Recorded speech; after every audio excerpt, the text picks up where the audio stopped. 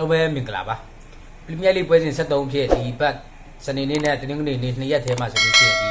ီလာမယ့်ပရီးမီးယားလိပွဲစဉ်73ပွဲစဉ်တွေတောက်လျှောက်ကစားဖို့ရှိနေပြီးတော့ဒီထဲမှာဆိုလို့ရှိရင်ချက်စီနဲ့အာဆင်နယ်အသင်းတို့ရဲ့ထိပ်သီးတွေ့ဆုံမှုတွေအပြင်တခြားပွဲကြီးပွဲကောင်းတွေလည်းအများကြီးရှိပါတယ်ဒီထဲမှာတော့ဒီပွဲကြီးပွဲကောင်းတွေထဲမှာကျွန်တော်ညီကိုတွေအတွက်စိတ်ဝင်စားစရာပွဲကောင်းတွေကိုလည်းကျွန်တော်အနေနဲ့ပွဲကြီးသုံးသပ်ချက်နဲ့ခက်မှန်ရွေးချယ်မှုတွေကိုလည်းတောက်လျှောက်လုပ်ပြီးတော့အောင်မှာပဲဖြစ်ပါတယ်ဒီတစ်ပတ်ပရီးမီးယားလိပွဲစဉ်ဒီထဲမှာဆိုလို့ရှိရင်ကျွန်တော်တို့စိတ်ဝင်စားစရာပွဲကောင်းတွေအများကြီးရှိတဲ့ထဲမှာဆိုလို့ရှိရင်တော့ဒီစနေနေ့မှာဆိုလို့ရှိရင်တော့လည်းဘလန်ဖို့တင်းနဲ့ဗလီတင်းတို့ရဲ့ပွဲစဉ်ကိုတော့မြန်မာစံတော်ချိန်9နိုင်ပွဲမှာစပြီးတော့ကစားကြမှာပဲဖြစ်ပါတယ်ပွဲစဉ်မှာဆိုလို့ရှိရင်တော့ဘလန်ဖို့တင်းကတော့ဒီနောက်ပိုင်းပွဲစဉ်တွေမှာဆိုလို့ရှိရင်အနေငယ်ရလက်ပိုင်းတွေပြန်လည်ပြီးတော့ဆိုးဝါးလာတဲ့အခြေအနေမျိုးမှာဆိုလို့ရှိရင်တစ်ဖက်ကတန်တက်လာတဲ့ဗလီတင်းကလည်းဒီနေ့ရဒီမှာဆိုလို့ရှိရင်လုံးဝယုံကြလို့မရတော့တဲ့အတင်းတင်းဗျဒီနေ့ရဒီမှာဆိုလို့ရှိရင်တန်တက်လာတဲ့အတင်းတွေထဲမှာဆိုလို့ရှိရင်လီယူနိုက်တက်နဲ့ဒီပန်လီနှစ်တင်းရဆိုလို့ရှိရင်တော်တော်လေးကိုရုန်းကန်နေရတဲ့အခြေအနေမျိုးမှာတော့ဘလန်ဖိုးကလည်းသူ့ရဲ့အိမ်ကွင်းဆိုလို့ရှိရင်အနေငယ်ရလက်ကောင်ရအောင်ဆွမ်းဆောင်နိုင်တဲ့အခြေအနေမျိုးရှိတဲ့တရားမို့ဘလန်ဖိုးရဲ့အိမ်ကွင်းမှာဆိုလို့ရှိရင်တော့အတင်းကြီးတွေအတွက်ဒုက္ခပေးနိုင်တဲ့အတင်းဖြစ်တဲ့တရားမို့လဲရရှိဒီတန်တက်လာတဲ့ပန်လီလိုအတင်းမျိုးကိုတော့ဘလန်ဖိုးအတင်းနေနဲ့တော့သူတို့ရဲ့အိမ်ကွင်းမှာအနိုင်ရလက်ရတော့မယ်လို့တော့ကျွန်တော်အနေနဲ့မြင်မိပါတယ်နောက်တစ်ပွဲတစ်ချိန်နဲ့ကစားတဲ့နောက်တစ်ပွဲမှာဆိုလို့ရှိရင်တော့မန်ချက်စတာစီးတီးတင်းနဲ့လီယူနိုက်တက်တို့ရဲ့ပွဲစဉ်ရှိပါတယ်ဒီပွဲစဉ်ကိုတော့စီးတီးရဲ့ EDH မှာကစားမှာဖြစ်ပါတယ်မန်ချက်စတာစီးတီးတင်းနေနဲ့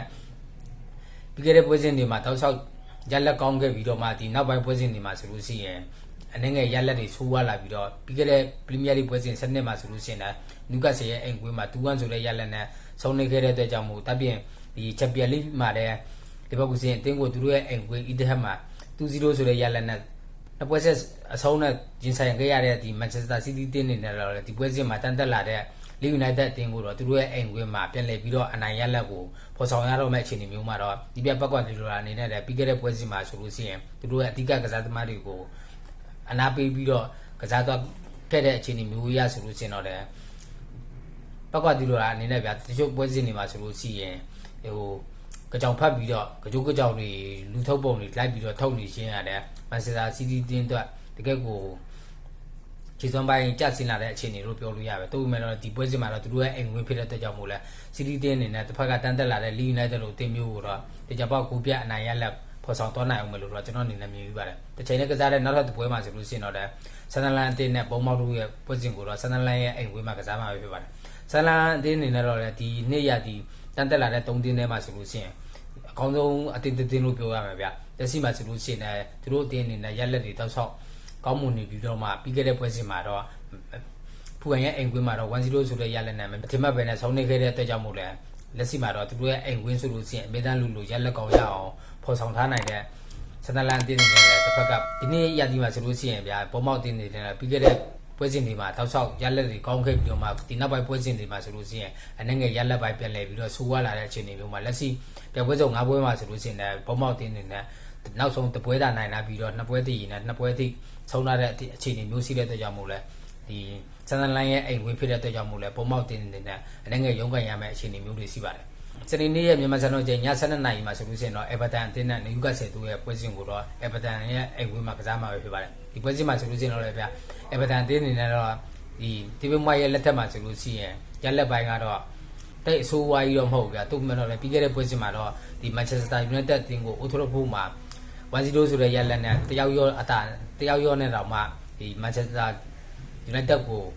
အိုထိုဖိုးဒီလီလာပြီးတော့အနိုင်ရက်လက်ကစားရတဲ့အတွက်ကြောင့်မို့လဲအေဗာတန်အသင်းနေတော့ဒီပွဲစဉ်မှာတစ်ဖက်ကနယူကာဆယ်ရဲ့အသင်းရဲ့ဒီနေ့ရဒီခြေစွမ်းပိုင်းရဆိုလို့ရှိရင်တိတ်ယုံကြည်လို့မရဘူးဗျာဒီနောက်ပိုင်းပွဲစဉ်တွေမှာဆိုလို့ရှိရင်နယူကာဆယ်အသင်းနေတော့အဲ့ဝင်းမှာဒါရက်လက်ကောင်းပြီးတော့အဝေးကွင်းမှာရုန်းကန်နေရတဲ့အခြေအနေမျိုးမှာလက်ရှိမှာဆိုလို့ရှိရင်ဒီဂျာရက်မှာချန်ပီယံလိပွဲစဉ်ဖြစ်တဲ့ဒီမာစီရဲ့ပြည်သိမြည်သိသွားပြီးတော့2-1ဆိုတဲ့ရက်လက်နဲ့ဆုံးနေထားတဲ့အတွက်ကြောင့်မို့လဲဒီနေ့ရဒီမှာဆိုလို့ရှိရင်နယူကာဆယ်ရဲ့အဝေးကွင်းရက်လက်ကလည်းလုံးဝမကောင်းတဲ့အတွက်ကြောင့်မို့လဲအေဗာတန်အသင်းနေတော့သူတို့ရဲ့အိမ်ကွင်းမှာတော့နယူကာဆယ်အသင်းကိုအကောင်းဆုံးဒုက္ခပေးနိုင်အောင်မလို့တော့ကျွန်တော်အနေနဲ့မြင်မိပါတယ်စနေနေ့ရဲ့မြန်မာစံတော်ချိန်ဒီည2နာရီပွဲမှာဆိုလို့ရှိရင်တော့တော်တင်ဟော့စပါတင်းနဲ့ဖူကန်တို့ရဲ့ပွဲစဉ်ကိုတော့တော်တင်ဟော့စပါရဲ့အိမ်ကွင်းမှာကစားမှာပဲဖြစ်ပါတယ်တော်တင်ဟော့စပါတင်းနေတော့ဒီရာဒီအစမှာဟောမလို့နဲ့ဒီနောက်ပိုင်းပွဲစဉ်တွေမှာဆိုလို့ရှိရင်က ကဲကိုရလက်တွေပြန်လည်ပြီးတော့ဆိုးရတဲ့အခြေအနေမျိုးမှာတော့လက်ရှိမှာဆိုလို့ရှိရင်တော်တော်ဟော့စပါတင်းနေတဲ့ဒီနောက်ဆုံးပြပွဲဆုံး9ပွဲမှာဆိုလို့ရှိရင်တပွဲတာနိုင်တဲ့အခြေအနေမျိုးရှိတဲ့တက်ကြောင့်မို့လဲတစ်ဖက်ကဒီဖူဟန်တင်းကလည်းဒီနေ့ရက်ဒီမှာဆိုလို့ရှိရင်အိမ်ဝင်းတာကောင်းပြီးတော့အဝေးကွင်းမှာတောက်ဆောက်ရက်လက်ဆိုးနေတဲ့မကိုစီပွားရဲ့ဖူဟန်တင်းကိုတော့တော်တော်ဟော့စပါတင်းနေတော့သူတို့ရဲ့အိမ်ကွင်းမှာပြန်လည်ပြီးတော့အနိုင်ယူနိုင်မယ်လို့တော့ကျွန်တော်အနေနဲ့မြင်ပြီးပါတယ်သို့ပေမဲ့တော့လည်းတစ်ချက်တည်းပြုတ်မှာတော့ဒီစပါတင်းနေနဲ့လည်းဂျာရက်မှာပြက်ကြီးနဲ့ချက်ပြန်လေးပွဲချက်ကစားခဲ့ရတဲ့အတွက်ကြောင့်မို့လဲကစားသမားတွေရဲ့ပွဲပမှုတန်တွေကိုခံရနိုင်တဲ့အခြေအနေမျိုးရှိတဲ့အတွက်ကြောင့်မို့လဲဒီပွဲစစ်မှာတော့တင်တလောက်တော်တော်ဟော့စပါတင်းတို့တော့လွယ်ကူလက်ကြက်လက်မျိုးတော့ထွက်နိုင်မယ်လို့တော့မထင်ပါဘူးတနင်္ဂနွေနေ့မှာဆိုလို့ရှိရင်တော့ဟိုပွဲကြီးပွဲကောင်းတွေအများကြီးရှိတဲ့ထဲမှာဆိုလို့ရှိရင်တော့ဒီမြန်မာစံတော်ကျ6နိုင်ပွဲမှာဆိုလို့ရှိရင်တော့လေခရစ္စတယ်ပဲလက်တင်းနဲ့မန်ချက်စတာယူနိုက်တက်တို့ရဲ့ပွဲစဉ်ကိုတော့ပဲလက်ရဲ့အိမ်ပွဲမှာကစားမှာပဲဖြစ်ပါတယ်ဒီပွဲစဉ်မှာတော့ဗျာဒီခရစ္စတယ်ပဲလက်တင်းနေနဲ့တော့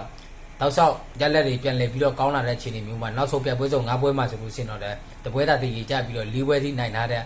ခရစ္စတယ်ပဲလက်ရဲ့ဒီကစားပုံကလည်းဒီနေ့ရက်ဒီမှာဆိုလို့ရှိရင်ဒီနီးပြကလစ်စတာရဲ့လက်ထက်မှာဆိုလို့ရှိရင်ကဲကိုချစ်ချစ်လေးလေးနဲ့အတင်းလိုက်စုစည်းမှုကောင်းနေတဲ့အခြေအနေမျိုးမှာတော့တစ်ဖက်ကမန်ချက်စတာယူနိုက်တက်တင်ကတော့ပြီးခဲ့တဲ့ပွဲစဉ်မှာဆိုလို့ရှိရင်လည်းဒီအေဗာတန်လိုအသင်းမျိုးကိုတယောက်ရော့နဲ့သူတို့ရဲ့အိုထော်ဖို့မှာ1-0ဆိုတဲ့ရလက်နဲ့ဆုံးနေခဲ့တဲ့ရလက်ကိုကြည့်ကျင်ရဖြစ်ဒီနောက်ပွဲစဉ်တွေမှာဆိုလို့ရှိရင်ယူနိုက်တက်တင်နေလည်းတော့ဒီတော့နောက်ဆုံးပြပွဲဆုံး9ပွဲမှာဆိုလို့ရှိရင်လည်းယူနိုက်တက်တင်က2ပွဲသာနိုင်လာပြီးတော့ဒီနောက်ဆုံး3ပွဲကစားခဲ့တဲ့ပွဲစဉ်တွေမှာဆိုလို့ရှိရင်တောက်လျှောက်ရလက်တွေဆိုးပြီးတော့ဒီ2ပွဲတည်ရင်လည်းတပွဲသာတပွဲဆုံးနေရတဲ့အတွက်ကြောင့်မို့လဲယူနိုက်တက်တင်ရက်ဒီနောက်ပိုင်းပွဲစဉ်တွေပါဆိုလို့ရှိရင်အလည်းငယ်ရက်လက်ပိုင်းကပြန်လည်ပြီးတော့ရိုက်လာတဲ့အခြေအနေမျိုးမှာတော့ခရစ္စတယ်ပဲလေးရဲ့အိမ်ကွင်းအားနဲ့ခရစ္စတယ်ပဲလေးရဲ့အိမ်ကွင်းမှာဆိုလို့ရှိရင်အသင်းကြီးတွေကို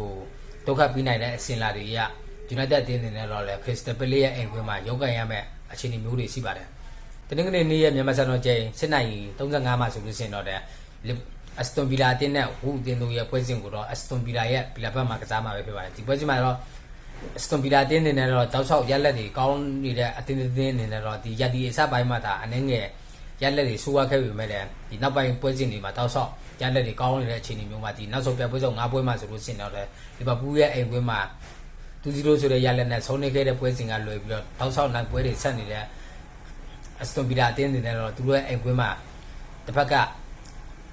ဒီနေ့ရက်ဒီမှာဆိုလို့ရှိရင်လောဝနိုင်ပွဲမရသေးတဲ့ဟိုအတင်းကိုရလကူကူပဲအနိုင်ရလာအောင်အနိုင်ရသွားအောင်မယ်လို့တော့ကျွန်တော်အနေနဲ့မြင်မိပါတယ်။တစ်ချိန်တည်းကစားတဲ့ပွဲစဉ်မှာဆိုလို့ရှိရင်တော့လည်း Nottingham Forest တင်းနဲ့ Brighton တို့ရဲ့ပွဲစဉ်ကိုတော့ Nottingham Forest ရဲ့အိမ်ကွင်းမှာကစားမှာဖြစ်ပါတယ်။ Forest တင်းနေနဲ့တော့ဒီနေ့ရက်ဒီမှာဆိုလို့ရှိရင်ရက်ဒီအစပိုင်းမှာတော်တော်လေးကိုရုန်းကန်ခဲ့ရပြီးတော့နီးပြ2ယောက်အပြောင်းလဲတွေပြုလုပ်ခဲ့ပြီးတော့မှလက်ရှိနီးပြဆောင်တိုင်းရဲ့လက်ထက်မှာဆိုလို့ရှိရင်တော့လည်းရက်လက်ကောင်းတွေကိုပြန်လဲပြီးတော့ဖော်ဆောင်နေတဲ့အခြေအနေမျိုးမှာဆောင်တိုင်းရဲ့လက်ထက်မှာဆိုလို့ရှိရင်ဒီဆောင်တိုင်းကိုင်တွယ်ပြီးတဲ့ပွဲစဉ်ဒီထဲမှာဆိုလို့ရှိရင်6ပွဲကင်တွယ်ပြီးတဲ့နောက်မှာဆိုလို့ရှိရင်တပွဲတာဆုံးလာပြီးတော့ရလက်ကောင်းတွေတောက်ဆောက်ဖန်တီးထားတဲ့ဒီပြဆောင်တိုင်းရဲ့လက်ထက်မှာဆိုလို့ရှိရင်လည်းဗျာညတင်ဖော်တဲ့တင်းတွေတော့ဒီနောက်ပိုင်းပွဲစဉ်တွေမှာဆိုလို့ရှိရင်တောက်ဆောက်ပြန်လည်ပြီးတော့အနိုင်ရလက်တွေပြန်လည်ပြီးတော့ဖော်ဆောင်ခဲ့တဲ့အခြေအနေမျိုးမှာတော့ပြီးခဲ့တဲ့ပွဲစဉ်မှာဆိုလို့ရှိရင်တော့ဒီလီဗာပူးတင်းရဲ့ MPD လာပြီးတော့3-0ဆိုတဲ့ရလက်နဲ့အနိုင်ရလက်ကစားခဲ့တဲ့အခြေအနေမျိုးကိုကြည့်မယ်ဆိုလို့ရှိရင်တော့ဖော်တဲ့အိမ်ကွင်းမှာတော့တစ်ဖက်က Brighton တင်းကလည်းဒီနေ့ရက်ဒီမှာဆိုလို့ရှိရင်ခြေစွမ်းပိုင်းမတည်ငြိမ်မဲနဲ့ယုံကြည်လို့မရတဲ့အတင်းအနေနဲ့တော့Nottingham Forest အတင်းနဲ့တိစုံမဲ့ဒီပွဲစဉ်မှာတော့တော်တော်လေးကိုကြည့်ကောင်းမဲ့ပွဲစဉ်တစ်ပွဲလို့ကျွန်တော်အနေနဲ့မြင်မိပါတယ်။အချိန်နဲ့ကစားတဲ့နောက်ထပ်တစ်ပွဲကတော့ဒီဝက်ဟန်တင်းနဲ့လီဗာပူးတို့ရဲ့ပွဲစဉ်ကိုတော့ဝက်ဟန်ရဲ့ London Stadium မှာကစားမှာပဲဖြစ်ပါတယ်။ဝက်ဟန်တင်းကတော့ဗျာဒီနေ့ရက်ဒီမှာဆိုလို့ရှိရင်ရက်ဒီရစပိုင်းမှာတောက်ဆောက်ရုန်းကန်ခဲ့ရပြီးတော့ဒီပြအပြောင်းလဲလေးလုပ်ခဲ့ပြီးတော့မှလက်ရှိဒီပြနူနိုဆန်တိုရဲ့လက်ထက်မှာဆိုလို့ရှိရင်တော့ဒီနောက်ပိုင်းပွဲစဉ်တွေမှာတောက်ဆောက်ပြန်လဲပြီးတော့ရလက်ကောင်ပြန်လဲရလာတဲ့အခြေအနေမျိုးမှာတော့တစ်ဖက်ကလီဗာပူးအသင်းကတော့ဒီနေ့ရက်ဒီမှာဆိုလို့ရှိရင်မျှော်လင့်မထားဘဲနဲ့ဒီပြောင်းရွှေ့ကြီးစံချိန်တွေပြောင်းရွှေ့ကြီးတွေတောက်ဆောက်3နာခဲ့ပြီးတော့မှပဲဒီနေ့ရက်ဒီမှာဆိုလို့ရှိရင်မထင်မှတ်ဘဲနဲ့ရလက်တွေတောက်ဆောက်ဆိုးနေတဲ့အခြေအနေမျိုးမှာတော့တစ်ဖက်ကနူနိုဆန်တိုရဲ့လက်ထက်မှာအတက်ပတ်ရောက်နေတဲ့ဝက်ဟန်အသင်းကို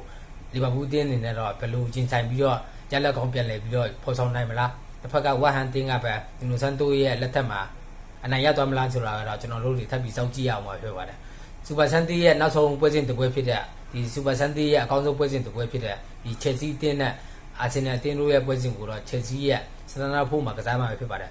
ဒီပွဲစဉ်မှာတော့ဗျာတကယ်ကိုကြည့်ကောင်းမဲ့ပွဲစဉ်တစ်ပွဲလို့ပဲကျွန်တော်အနေနဲ့မြင်ပါတယ်။ဘာကြောင့်လဲဆိုလို့ရှိရင်နှစ်သင်းလုံးရဲ့ဖုံကတော့ဒီ လက်ရှိမှာဆိုလို့ရှိရင်ဒီပြပွဲတော့9ပွဲကိုကြည့်မယ်ဆိုလို့ရှိရင်ချက်စီတင်းကဒီတပွဲသားတည်ကြတာပြီးတော့ချန်ပီယံလိမှာပေါ့တပွဲသားတည်ကြတာပြီးတော့နောက်ဆုံး၄ပွဲအနိုင်ရထားတဲ့အခြေအနေမျိုးမှာတစ်ဖက်ကအာဆင်နယ်အသင်းကလည်းဆန်နလန်နဲ့ပွဲစဉ်မှာတူတည်ကြတဲ့ပွဲစဉ်ကလွယ်ပြီးတော့တောက်ဆောက်ရလက်တွေကောင်းပြီးတော့ဒီချန်ပီယံလိမှာဆိုလို့ရှိရင်အာဆင်နယ်အသင်းကတော့ဘိုင်ယန်မြူးနစ်ကိုသူတို့ရဲ့အိမ်ကွင်းမှာကိုပြအနိုင်ရထားတဲ့အခြေအနေမျိုးမှာတစ်ဖက်ကချက်စီတင်းကလည်းသူတို့ရဲ့အိမ်ကွင်းမှာစပိန်ထိပ်သီးကလပ်တည်ဖြစ်တဲ့ဘာစီလိုနာအသင်းကိုပြအနိုင်ရထားတဲ့အသင်းနဲ့တင်ပြန်လဲပြီးတော့ဆုံတွေ့ရမယ့်အခြေအနေမျိုးမှာတော့တကယ်ကိုကြည့်ကောင်းမဲ့ပွဲစဉ်တစ်ပွဲလို့ပဲကျွန်တော်အနေနဲ့မြင်မိပါတယ်ဒီချက်စီတင်းကတော့ဒီနောက်ပိုင်းပွဲစဉ်တွေမှာဆိုလို့ရှိရင်သူတို့ရဲ့ခံစစ်က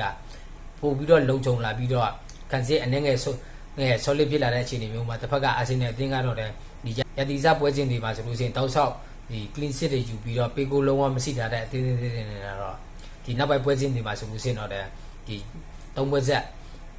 ပေကိုတွေပြန်လဲပြီးတော့ခွင့်ပြုထားရတဲ့အခြေအနေမျိုးမှာတော့အာဆင်နယ်အသင်းတွေတော့ဒီချက်စီရဲ့အိမ်ကွင်းမှာပါတီများလောက်ပြအောင်မလားဒီပွဲစဉ်မှာဒါချက်စီအသင်းကိုအာဆင်နယ်အသင်းတွေနဲ့အဝေးကွင်းကနေအနိုင်ရလက်ကိုဖော်ဆောင်နိုင်ခဲ့မယ်ဆိုလို့ရှိရင်တော့ပရီးမီးယားလိမှာတော့ဒီနေ့ရတီမှာတော့အာဆင်နယ်အသင်းကတော့ဒီပရီးမီးယားလိချန်ပီယံဆုကိုရရှိဖို့အတွက်တကယ်ကိုပို့ပြီးတော့ယုံကြည်မှုရှိတာအောင်ပဲအပြင်ဒီနံပါတ်1နေရာကချက်စီတင်းကိုလည်းအမှတ်ဖြတ်ရမယ့်အခြေအနေမျိုးမှာတော့ဒီပရီးမီးယားလိအဆင့်1နဲ့အဆင့်2ဆောင်တဲ့ဒီပွဲစဉ်မှာတော့ကျွန်တော်တို့ဘလုံးချစ်ပေးတဲ့ဒီလက်မလွတ်တန်စောင့်ကြည့်ရမယ်ပွဲကောင်းတဲ့ပွဲလို့ပြောရင်းနဲ့ပဲကျွန်တော်ဗီဒီယိုလေးဒီမှာပဲဆုံးသက်ပါအားလုံးပဲဒီလောက်ပါပဲကကျွန်တော် channel လေးကို subscribe လုပ်တင် subscribe လုပ်ပြီးတော့အားပေးကြပါဦးတောင်းဆိုကျွန်တော်ညီကိုတွေအားလုံးပဲအဆက်ဆက်ရအထူး view ဆိုင်ကြပါခင်ဗျာ